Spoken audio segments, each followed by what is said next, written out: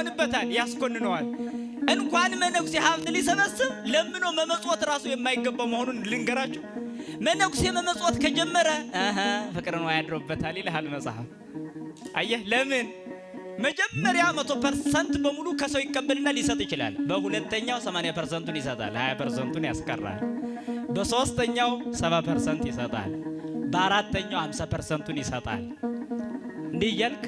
100% ለራስ ይሆናል ማለት ነው አየህ ልመና መጥፎ ነው በጣም መጥፎ ነው በተለይ ለመነኩሴ ሲሆን መነኩሴ ይሰጣል ተብሎ ማይነገርም በመጽሐፍ ይመጸውታል ተብሎ ራሱ ለምን የለውማ እንዲኖርም አይፈልግም ብሉ ለመነኮስ ሰርጎ እውሩት መጽሐፍ ግን እንዴት አድርጎ ነው የሚናገረው የመነኩሴ ሀብት አለ በጣም የሚገርም እኮ ነው የመነኩሴ ሀብት አለ የውር ጌጥ ነው አለ የውር ጌጥ ብሎ ቁጭ አደረገ አሁን አይነ ስውር ወርቅ ቢያደርግ አሁን ለራሱ ምንም አሁን የሚያይሰው ልብስ ቢለብስ ምን ቢል ጌጡ በቃ ለራሱ ነው የሚያምርለት እውር ጌጥ ቢያበዛ ለምን ይሆናል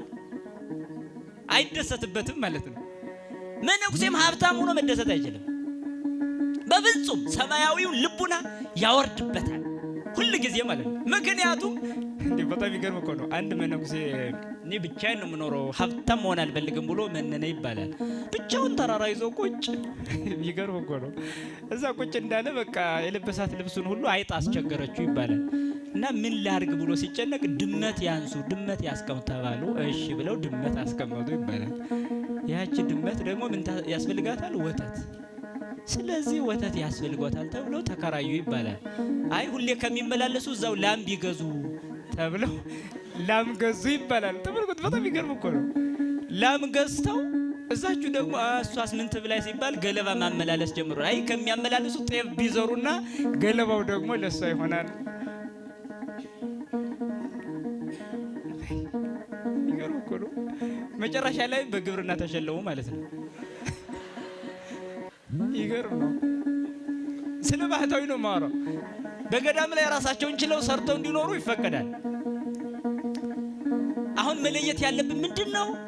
ሀብታም የሆኑ ገዳማት ሊኖሩ ይገባል ሀብታም መነኩሴ ነው እንዳይኖር የምናገረው እኔ ይሄ እንዲያውም ለነሱም ሊደርሳቸው ስለሚችል ድምጼ ሀብታም የሆኑ ገዳማት ሊኖሩ ይገባል ሀብታም መነኩሴ ግን ሊኖር አይገባም ግልጽ ሊሆንልን ይገባል የመነኩሴ ሀብት ለግሉ ከሆነ አይጠቅመውም ነው የገዳሙ ሀብት ግን ይጠቅማል ለምን የድሃ ልጅ ያድግበታል ለምን መነኮሳቱ ከመለመን ይድናሉ ሰማያዊ ማዕረግ ተሸክመው ከግለሰብ መጥቶ እጅ መዘርጋት